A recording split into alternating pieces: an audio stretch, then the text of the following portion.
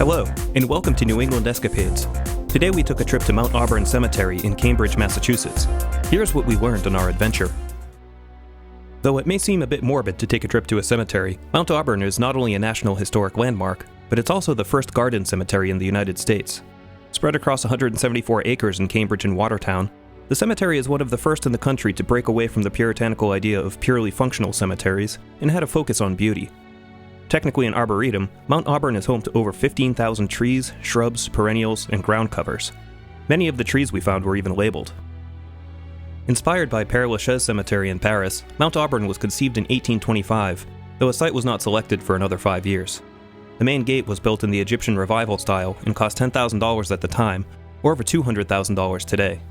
The first president of the Mount Auburn Association, Supreme Court Justice Joseph Story, dedicated the cemetery in 1831. Mount Auburn was established at a time when Americans had a sentimental interest in rural cemeteries. In fact, in the 1840s, it was one of the top tourist destinations in the country, along with Niagara Falls and Mount Vernon. In 1848 alone, 60,000 people visited the cemetery.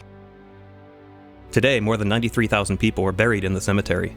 A number of historically significant people have been interred there, particularly members of the Boston elite associated with Harvard University.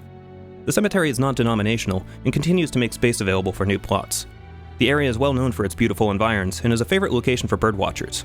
Over 220 species of birds have been observed at the cemetery since 1958. In addition to the cemetery itself, the Washington Observation Tower at its highest point gives not only phenomenal views of Boston, but a good part of the greater Boston area.